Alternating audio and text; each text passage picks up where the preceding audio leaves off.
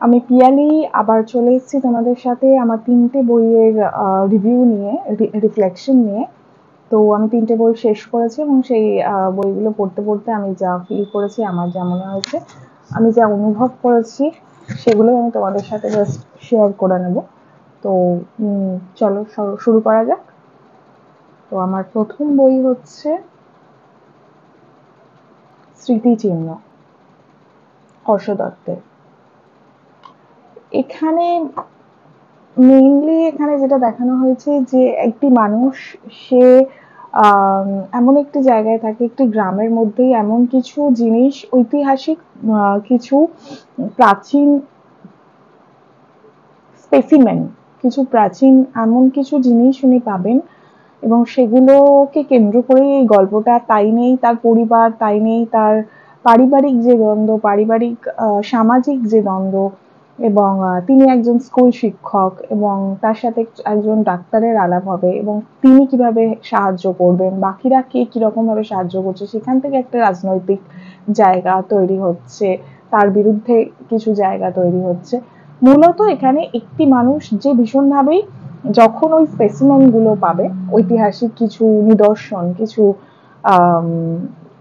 ঐতিহাসিক কিছু মূল্যবান জিনিসপত্র যখন উনি আবিষ্কার করবেন ওই গ্রামের মধ্যে, তখন ওটার নেশায় উনি পড়ে যাবেন এবং সেই নেশাই ওনাকে বিভিন্ন ধরনের বাস্তবের মুখোমুখি করবে এবং শেষ পর্যন্ত কি হবে তাই নিয়ে এই গল্পটা হচ্ছে স্মৃতিচিহ্ন, হর্ষ দত্ত। আমার তো ভীষণই ভালো লেগেছে। তবে হ্যাঁ, কিছু কিছু জায়গায় হয়তো একটু বোরিং লাগতে পারে গল্পটা, যেহেতু একই জিনিস নিয়ে অনেকগুলো অধ্যায় আছে। কিন্তু আমার মোটামুটি ইন্টারেস্টিং লেগেছে গল্পের যে প্লটটা, যে সাবজেক্ট ম্যাটারটা, বিষয়বস্তুটা ভীষণই ইন্টারেস্টিং। এবং পড়তে গিয়েও আমার খুব একটা খারাপ কিছু আমি ফিল করিনি। এবং এখান থেকে যে আঙ্গিকগুলো উঠে আসছে, সামাজিক, পারিবারিক, রাজনৈতিক, সেই আঙ্গিকগুলো ভীষণভাবে পার্টিনেন্ট লেগেছে গল্পের সাথে সাথে।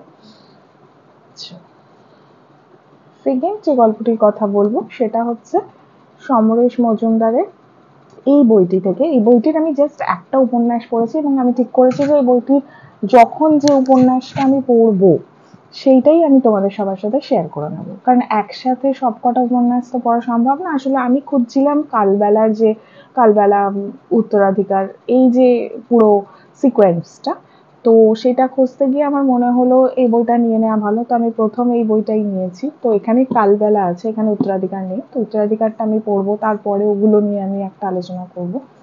কিন্তু এখন আমি এখান থেকে জাস্ট প্রথম গল্পটা আমি পড়েছি, এখান থেকে প্রথম উপন্যাসটা, তো সেটা নিয়ে আমি বলছি, যেটার নাম হচ্ছে উজান গঙ্গা। সেটা পড়তে গিয়ে যেটা একটা সময়কালীন পারিবারিক চিত্র দেখানো হয়েছে, যেখানে অদ্ভুত একটা পরিবার দেখানো হয়েছে এবং সেখানে পরিবারের যে মেন যে বাবার চরিত্রে আছে, তার চরিত্রটা দেখা যাচ্ছে তিনি ভীষণভাবে অর্থলোভী একটি মানুষ, কিন্তু তার সাথে সাথে তার চরিত্রের কিছু অন্যান্য দিকও দেখানো হয়েছে, যে তিনি কাউকেই তার পয়সা নিয়ে বা টাকা পয়সা নিয়ে ভরসা করতে পারেন না। তার পরিবারে তার স্ত্রীর সাথে যে তার সম্পর্কটা, এবং তারই ছেলে যখন বিয়ে করে আসবে, তখন তার ছেলের বউয়ের সাথে পরিবারের প্রত্যেকের যে একটা দ্বন্দ্ব, একটা জায়গা তৈরি হবে, এবং কিভাবে তিনি তার ছেলেকে বড় করেছেন, তার কি প্রভাব পড়েছে তার জীবনে, এগুলো নিয়েই মূলত গল্পটি। এবং এটা একটি অত্যন্ত পুরনো সেই যুগের সমাজ কেন্দ্রিক গল্প। সেখান থেকে কি কি জায়গা উঠে আসছে, কতটা লড়াই করে এই দুটো মানুষ তাদের নিজেদের একটা সংসার তৈরি করবে, এবং সেখান থেকেও সেই লড়াইয়ের কি কি ছাপ তাদের জীবনে পড়বে। একটা খুব মানে সমাজ কেন্দ্রিক প্লাস পারিবারিক একটি উপন্যাস, যেটা আমি এই গল্পটা পড়তে গিয়ে অনুভব করেছি যে এখানে একটি বিশেষ ধরনের পরিবারকে দেখানো হয়েছে। এবং আমরা অনেক সময় এটা মনে করি পরিবার মানেই ভীষণ তাত্ত্বিক সম্পর্ক থাকবে, সেটা যে সব সময় হয় না। এবং পরিবারের যে কত রকমের কত খারাপ একটা মানসিক চাপ বা কত খারাপ একটা মানসিক অবস্থা মানুষের মনের মধ্যে তৈরি করতে পারে, সেটার একটা ভীষণ সুন্দর বর্ণনা আছে। এবং পরিবার মানুষের জীবনের অনেক সময় অনেক জায়গা থেকে বাধা তৈরি করতে পারে। পরিবার মানেই অনেক সময় আমরা শুনি এই কথাগুলো যে মা বাবা মানেই বিশাল একটা ব্যাপার, কিন্তু মা বাবার চরিত্র একটা বাচ্চার জীবনে, একটা ছেলে মেয়ের জীবনে যে কতটা গুরুত্বপূর্ণ, এবং সেই জায়গা থেকে যখন বাধা তৈরি হয় তখন সেটা মানুষের জীবনে কিভাবে ছাপ ফেলে, সেটা খুব ইম্পর্টেন্ট একটা জায়গা, যেটা আমি বারবারই অনুভব করছিলাম, যেহেতু আমার বিষয় মনস্তত্ত্ব ছিল, এবং তাছাড়াও আমি যেহেতু হিলিং নিয়ে কাজ করি, তোমরা সবাই জানো, আমার কাছে এই জায়গাটা খুব ইম্পর্টেন্ট যে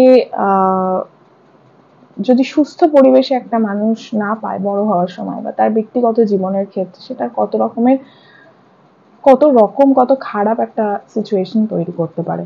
সেটা যেমন একটা দেখেছি। তাছাড়াও এই যে টাকা পয়সার যে একটা প্রাকৃতিক একটা যে প্র্যাকটিক্যাল জায়গা, সেটাকে বিভিন্নভাবে ফিলোসফিক্যালিও এখানে লেখক কিছুটা তুলে ধরার চেষ্টা করেছেন, যেটা ভীষণ ইন্টারেস্টিং। যে টাকা পয়সার বাইরে গিয়েও সম্পর্কের মূল্য সেটা কতটা গভীর হতে পারে। তো ওনার লেখার মধ্যে, ওনার এই উপন্যাসের মধ্যে অনেক জায়গাতেই সেই জায়গাগুলো অনুভব করা যায়। আর তাছাড়াও যে সম্পর্কের বিভিন্ন দিক, সম্পর্ক কত রকমের হতে পারে, সেই জায়গাটাও ভীষণভাবে অনুভব করা যায়। তো বেশ ভালো একটি উপন্যাস। তারপরে আমি যে বইটির কথা বলবো সেটা হচ্ছে নন্দিতা বাগচির কলিযুগ.com। এই বইটি পড়তে গিয়ে আমি যেটা প্রথমেই অনুভব করেছি, যে এই বইটির নামের সাথে বইটির গল্পের খুব একটা সাদৃশ্য আমি পাইনি, খুব একটা কিছু সেরকম ভীষণভাবে মিল আমি পাইনি। এবং গল্পটি পড়তে গিয়ে গল্পটির বিষয়বস্তু হচ্ছে, এখানে কয়েকজন বন্ধুরা আবার দেখা করবে, তারা কথা বলবে, এবং কথা বলে তারা কলেজেরই গোল্ডেন জুবিলির কোনো একটি দিনে তারা কলেজের মধ্যেই আবার সবাই মিলে একসাথে আসবে, দেখা করবে, তারপরে তাদের ওদেরই মধ্যে একজনের বাড়ি যাবে, এবং সেখানে থেকেই প্রত্যেকের জীবনের যে ঘাত প্রতিঘাত, এতগুলো বছর পরে সবাই একটা মধ্য বয়সের মধ্যে এসে সবাই যে এতদিন পর সবার সাথে মিলিত হচ্ছে, তাদের যে পুরনো অতীত এবং তাদের যে জীবন, তাদের যে জীবনের বিভিন্ন ঘাত প্রতিঘাত, বিভিন্ন গল্প, সেই জায়গাগুলো উঠে আসবে কোথাও কথোপকথনের মধ্যে দিয়ে। সব থেকে ইন্টারেস্টিং আমার যেটা লেগেছে, এখানে ভীষণভাবে প্রকৃতিকে কিভাবে আমরা খুব ভালোভাবে প্রকৃতির সম্পদকে ইউজ করতে পারি, কিছু কিছু বৈজ্ঞানিক পদ্ধতি দিয়ে কিভাবে আমরা পরিবেশকে সুরক্ষা করতে পারি, এই যে জায়গাগুলোকে এক্সপ্লেন করা হয়েছে, কিছু কিছু বৈজ্ঞানিক ব্যাখ্যা এখানে যেরকম ভাবে দেওয়া হয়েছে, পরিবেশের যে ব্যাখ্যা দেওয়া হয়েছে, সেই জায়গাগুলো আমার খুব ভালো লেগেছে এই বইটির মধ্যে। আর বাকি যে সবার সম্পর্ক এবং তাদের মধ্যে একটা মানে অতীত থেকেই একটা তীব্রতর একটা অনুভূতির মধ্যে দিয়ে গল্পটি শেষের দিকে একটা অন্য মোড় নেবে, এবং যেটা একটা তীব্র অনুভূতি প্রকাশের জায়গা থেকে একটা অন্য জায়গা ঘুরে আসবে গল্পটির মধ্যে দিয়ে।